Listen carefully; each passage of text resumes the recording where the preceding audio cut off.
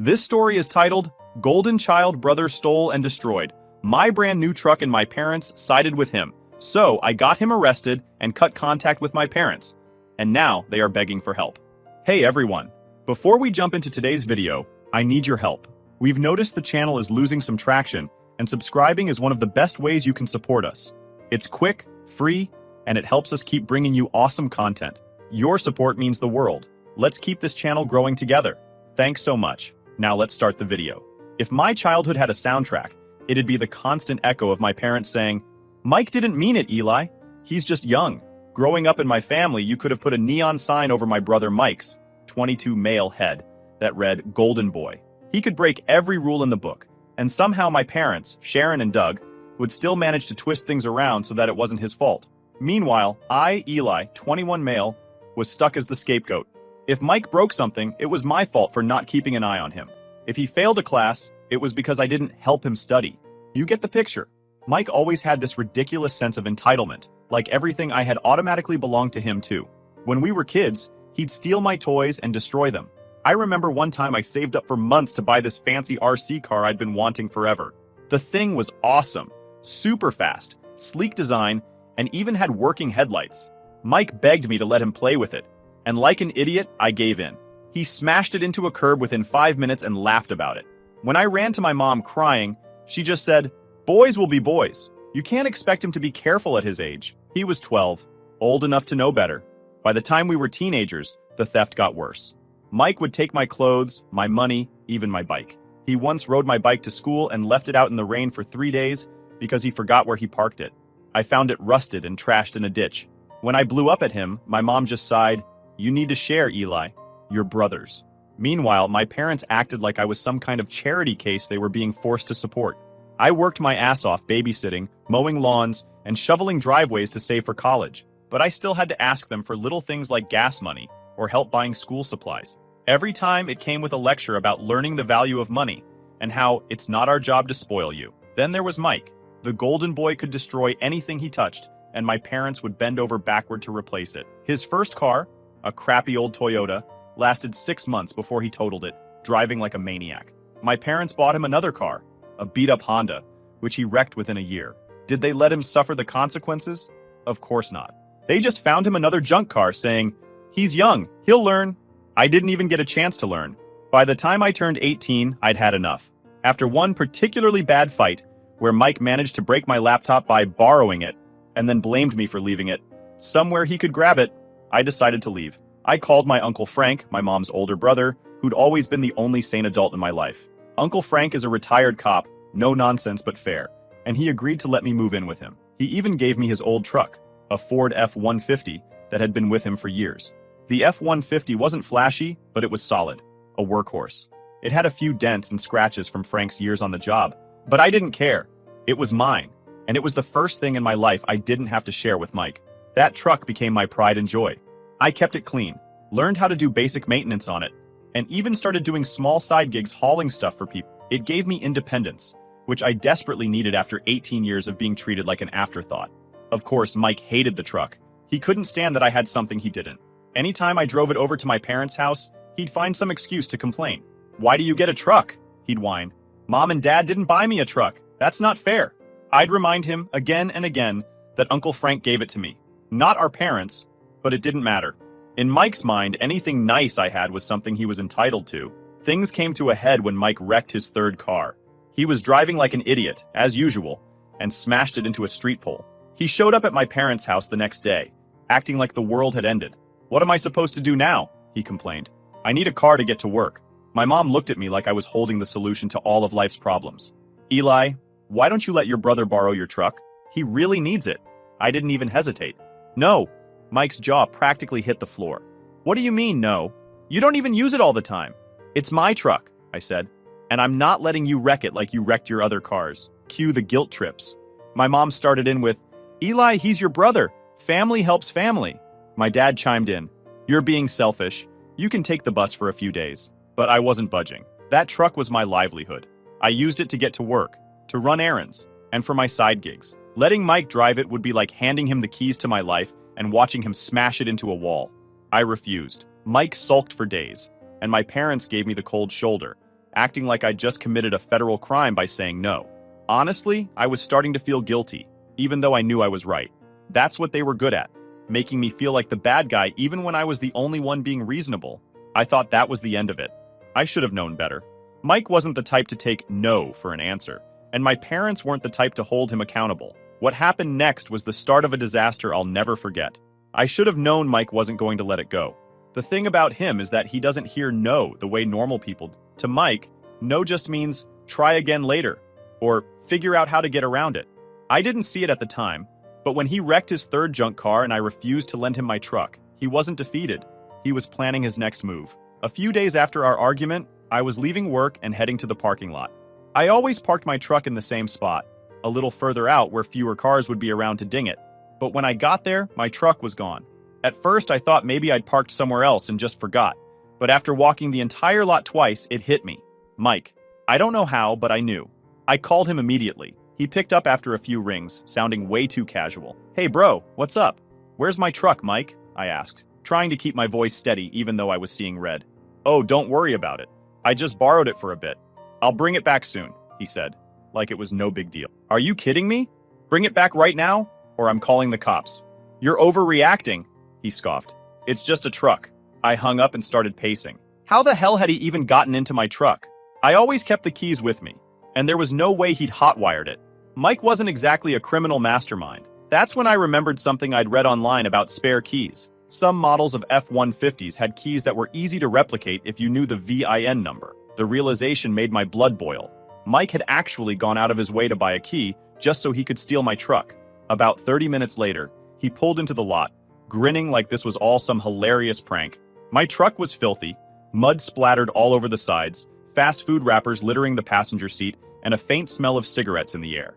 Mike climbed out like he'd done me a favor. See? No harm, no foul, he said, tossing me the keys. I lost it. What the hell is wrong with you, Mike? You stole my truck. You trashed it. Relax, it's not a big deal, he said, shrugging. I needed a ride to work. You weren't even using it. Are you insane?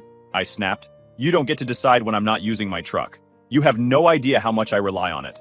At this point, a couple of my co-workers were walking by, and I could tell they were trying not to stare. Great. On top of everything else, Mike was making a scene and embarrassing me in front of people I work with. I told him to leave, but not before making it crystal clear. If he ever touched my truck again, I'd call the cops. Mike just laughed and walked off like I was joking. That was the thing about him. He never took anything seriously. He always assumed that if he pushed hard enough, someone else would clean up his mess. That night, I called Uncle Frank and told him what happened. I was half expecting him to lecture me for not calling the cops right then and there, but instead, he just sighed. I'm not surprised, he said. Your brother's been getting away with this crap for too long. You've got to set some boundaries. He offered to help me install a GPS tracker in the truck, just in case Mike tried something like this again. Frank wasn't the type to say things like, I told you so, but I could tell he was thinking it. Next time, don't even call him. Just call the cops. He needs to learn there are consequences. The next morning, I spent a good 2 hours cleaning the truck. The mud was caked on so thick that it looked like Mike had driven it through a swamp. The interior was just as bad. Fast food grease stains on the seats, soda spills on the floor mats, and the cigarette smell that wouldn't go away no matter how much air freshener I used. It felt like a personal violation. That truck wasn't just a vehicle to me. It was my independence, my way out of the dysfunction I'd grown up with. And Mike had treated it like garbage. When I got home, my mom called. I thought maybe she'd heard about what happened and wanted to apologize. But of course, I was wrong. Eli, she started, in that tone she always used when she was about to scold me. Mike told me you yelled at him last night. Was that really necessary? Are you serious right now? I asked. He stole my truck, Mom. He borrowed it, she corrected. And he said he brought it back. You didn't need to make such a big deal about it. He didn't borrow it. Borrowing implies permission. He stole it. And he trashed it. You're being so dramatic, she said, sighing like I was the problem. You know how hard things have been for him lately? He's your brother, Eli. Family helps family. I hung up on her. I couldn't deal with the mental gymnastics anymore. No matter what Mike did, they always found a way to justify it. And no matter how much I stood up for myself, they always made me feel like I was the bad guy. For a few weeks, things were quiet. Mike avoided me, probably because he didn't want to deal with another argument, and my parents gave me the silent treatment. Part of me thought maybe they'd finally realized I wasn't going to roll over anymore, but the truth was, They were just waiting for the next opportunity to put Mike's problems on my shoulders. Uncle Frank's advice was starting to make more sense. If Mike ever pulled something like this again, I wasn't going to argue or negotiate. I'd call the cops and let him deal with the fallout. What I didn't realize was that the next time Mike took my truck, things would escalate far beyond what I could have imagined. By the time Christmas rolled around, things between me, Mike, and the rest of the family were still tense. After the whole stolen truck fiasco, Mike had been avoiding me, and my parents were giving me their usual cold shoulder. But it was Christmas, and like every year, I still showed up to the family gathering. I wasn't there for them. I came for my cousins, my Uncle Frank, and the food. The day started off fine enough, but it didn't take long for the cracks to show. As soon as I walked through the door, my mom gave me one of her passive-aggressive greetings. "Oh, Eli, you made it. I wasn't sure you'd show up after all the drama this month," she said, loud enough for everyone in the living room to hear. I ignored her, dumped my coat on the nearest chair, and headed straight for the kitchen. Frank was already there, sipping coffee and chatting with Aunt Linda. "Merry Christmas, kid," he said, giving me a firm pat on the back. He must have seen the irritation on my face because he leaned in and muttered, "Let it roll off. Don't let her get to you."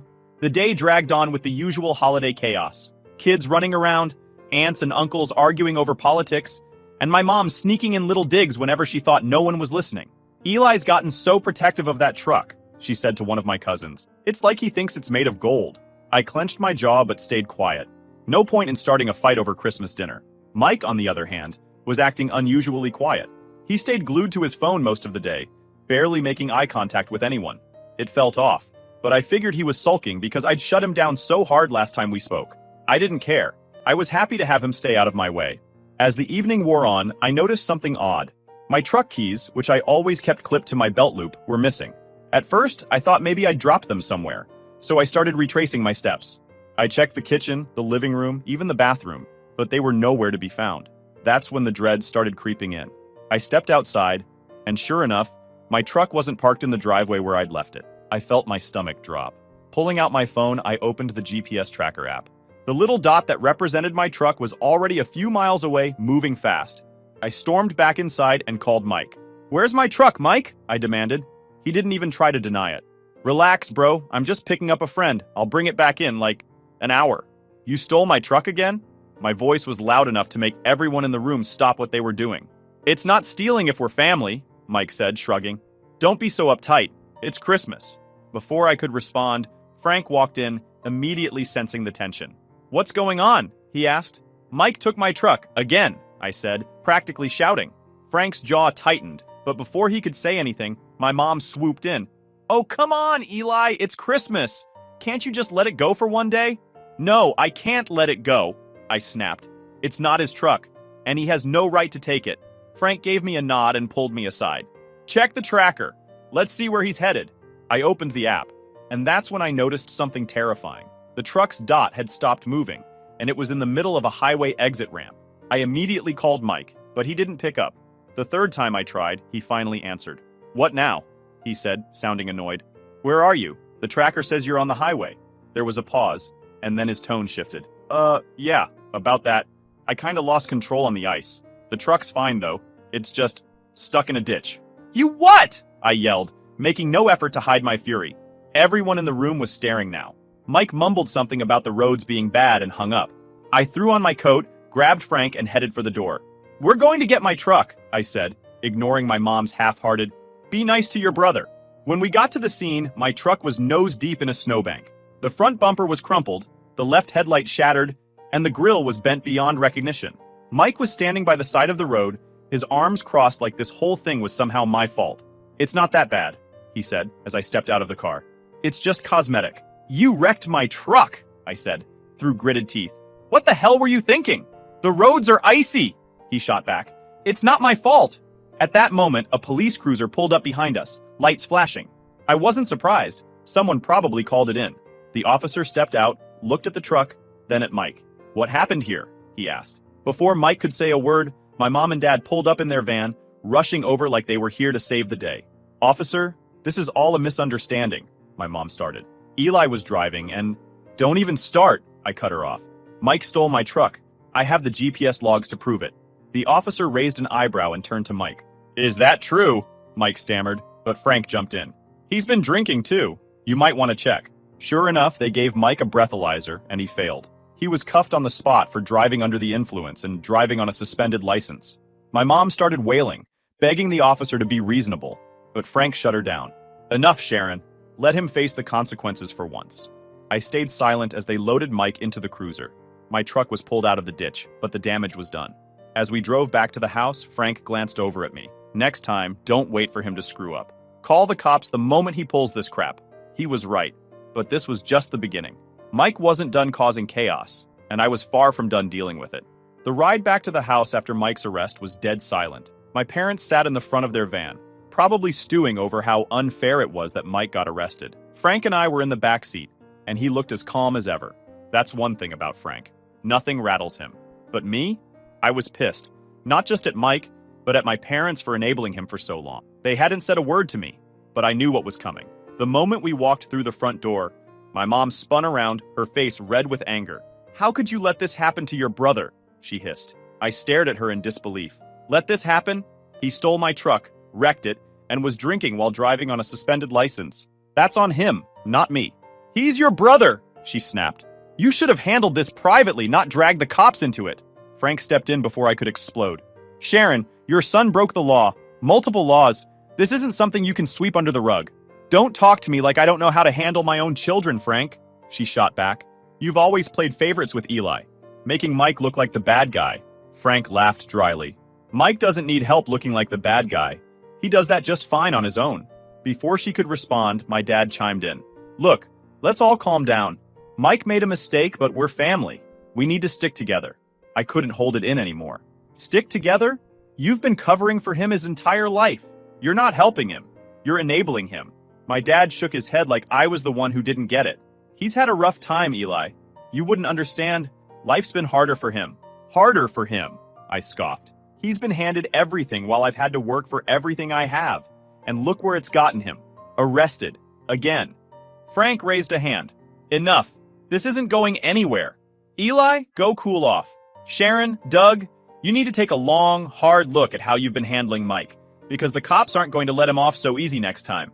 I didn't bother waiting for their response. I grabbed my jacket and went out to the garage to check on my truck. It had been towed back while we were still at the station, and seeing it up close made my blood boil all over again. The front bumper was mangled, the left headlight smashed, and the grille looked like it had been hit with a sledgehammer. The interior wasn't much better. Mud everywhere, and that same stale cigarette smell Mike had left the last time. It's just cosmetic, Mike had said. Like that was supposed to make it okay. The next day, I got a call from Mike. Somehow, he'd managed to get access to a phone from the county jail. I let it ring a few times before picking up. What do you want? Eli, I'm so sorry, man, he said, his voice trembling a little. This was all just a misunderstanding. I rolled my eyes. A misunderstanding? You stole my truck, wrecked it, and got arrested for a DUI. What part of that is confusing? He sighed. Look, I screwed up. I know that. But I need your help. Here it was, the real reason he called. What do you want, Mike? Bail me out, he said, as if it were the most reasonable request in the world. Mom and Dad don't have the money and... No, I cut him off. I'm not bailing you out. Eli, please, he begged. I can't stay in here. It's awful. These guys, they're rough. Maybe you should have thought about that before you stole my truck, I said coldly. You're on your own. I hung up before he could respond. A few minutes later, my mom called. Eli, you need to bail your brother out. Why can't you or Dad do it? I asked. We don't have that kind of money right now, she admitted. You know we've been helping him get back on his feet. I laughed bitterly. Helping him? You mean enabling him? Number, I'm done. Eli, don't be like this, she pleaded. He's your brother, and he's a grown man who needs to face the consequences of his actions, I said. Don't call me about this again. I hung up and blocked her number for the rest of the day. Later that evening, Frank came by with some news. So, turns out Mike's not just looking at a DUI. He's also facing charges for driving on a suspended license, reckless driving, and theft. Theft? I asked, surprised. Yeah, Frank said with a shrug. Technically, he stole your truck. And since you didn't give him permission, the cops added it to the list. For a second, I felt a pang of guilt. But then I thought about all the times Mike had taken advantage of me, all the excuses my parents had made for him, and all the crap I'd put up with. Good, I said. Maybe this'll finally teach him a lesson. Frank gave me a small nod of approval. We'll see. Knowing your parents, they'll try to smooth it over. Sure enough, my parents did just that. Over the next week, they scrambled to pull together money for Mike's bail, borrowing from family and even dipping into their retirement fund. When they finally got him out, he came straight to their house, looking like he'd been through hell. Mike didn't say a word to me when I stopped by to grab some things I'd left in their garage. He just sat on the couch, staring at the floor. Part of me wanted to believe he'd finally learned his lesson, but deep down, I knew better. The fallout from Mike's arrest came fast and hard, and for once, I wasn't the one cleaning up his mess. He'd been charged with driving under the influence, driving on a suspended license, reckless driving, and theft. My parents did their usual scramble to shield him from the consequences, but this time it wasn't enough. The court wasn't buying their excuses. Mike's legal troubles piled up like snow in a blizzard. The judge didn't go easy on him, and while Uncle Frank had managed to get the DUI reduced to reckless driving, the rest of the charges stuck. Between court fees, fines, and mandatory probation check-ins, Mike was looking at thousands of dollars in penalties. The financial side of things hit Mike harder than the legal consequences. Now, with his license suspended and no real way to pay off his debts, the cracks in his entitled facade started to show. At first, Mike tried to lean on my parents to foot the bill for everything, like he always did, but even their resources were running dry. They'd already spent most of their savings bailing him out, and when he hit them up for cash to cover his probation fees, they finally put their foot down, sort of. "Mike, we can't keep doing this," my mom said one evening, when I stopped by to pick up some of my tools. She was sitting at the kitchen table with a stack of bills in front of her, looking more stressed than I'd ever seen her. "We've already borrowed from your Aunt Linda just to keep up with your court costs." Mike, sitting across from her with his arms crossed, looked annoyed. "So what am I supposed to do? I can't work without a car, and I can't pay the fines if I'm not working." "Well," my dad chimed in, trying to be the voice of reason, "maybe it's time to sell some of your things." The look on Mike's face was priceless. You'd think they just asked him to sell a kidney. "Seriously?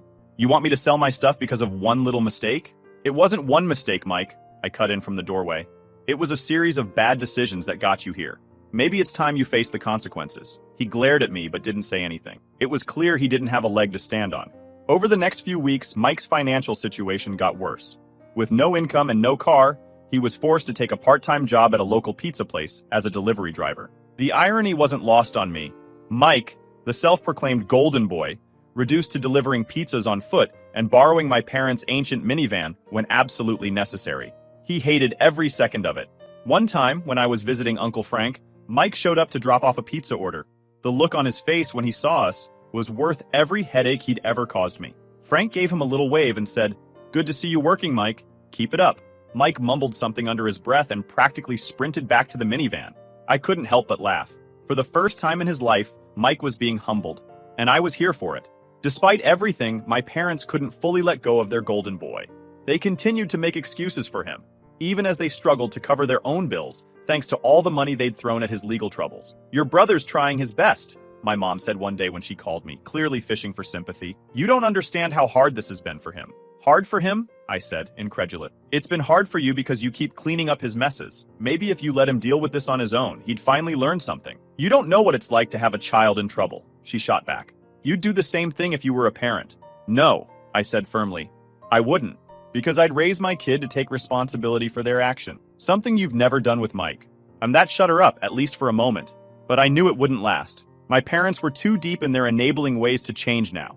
One evening, Mike showed up at my place unannounced. I opened the door to find him standing there, looking sheepish. "Can we talk?" he asked. I crossed my arms. "What do you want, Mike?" "I just wanted to say I'm sorry," he said, his voice unusually quiet. "For everything. Taking your truck, wrecking it, getting you caught up in my mess." For a moment, I almost believed him. But then he added, "So, I was wondering if you'd be willing to lend me some money, just to get me back on my feet." I laughed bitterly. "Are you serious? After everything you've put me through, you think I'm just going to hand you money?" "It's not like that," he said quickly. "I'd pay you back. Like you paid Mom and Dad back for all the money they've spent on you?" I shot back. "Mike, the answer is no. And don't bother asking again." His expression darkened. "You don't have to be such a jerk about it. Maybe if you'd learned how to take care of yourself years ago, you wouldn't be in this mess," I said. "This is your problem, Mike. Figure it out." He stormed off, muttering under his breath, and I slammed the door behind him. I was done. Done with Mike, done with my parents, and done with being dragged into their chaos. As Mike continued to struggle with his financial and legal troubles, I started to feel something I hadn't felt in years. peace. For once, I wasn't the one cleaning up his mess. I wasn't the one being blamed for his failures. He was finally being forced to face the consequences of his action, and it felt good. Karma has a funny way of catching up to people, and it looks like Mike's finally getting his share. The fallout from Mike's antics didn't just hit him. It was like the entire family was falling apart, and I was the only one ready to walk away from the mess. My parents were struggling financially after bailing Mike out and covering his court costs, but instead of holding him accountable, they doubled down on their enabling ways. Meanwhile, Mike was still playing the victim, trying to weasel out of every responsibility like usual. It all came to a head one evening when my mom called me, asking for another favor. I picked up the phone, already bracing for what was coming. "Eli, we need to talk about Mike," she started in that tone that always signaled she was about to guilt trip me. "What about him?" I said, keeping my voice as neutral as possible. "Well, he's been having a really hard time," she said. "You know, with everything going on, the legal trouble, the job situation, we were hoping you could, I don't know, maybe let him stay with you for a little while, just until he gets back on his feet." I couldn't believe what I was hearing. "Are you kidding me?" I asked. "After everything he's done, you want me to take him in?" "It's not like that, Eli," she said, sounding exasperated. "He just needs a little support right now. He's your brother." I let out a bitter laugh. "No, Mom. If you want to keep enabling him, that's on you, but I'm done." After I hung up, I knew I was done. Not just with Mike, but with my parents too. For years, they'd treated me like I was less important, like my role in the family was to clean up after Mike and take the blame for his mistakes. I'd spent so much time trying to prove myself to them, but I realized something that night. I didn't owe them anything. The thing about cutting ties with toxic family members is that they don't always take no for an answer. My mom tried calling me a few times after that, leaving voicemails that swung between guilt tripping and outright denial. "Eli, we need to talk. This isn't like you," one message said. Another one was more dramatic. "I don't know what we did to deserve this, but you're breaking this family apart." Each time I deleted the messages without listening to the rest. I didn't owe them an explanation. I'd already made my decision, and I absolutely don't regret it.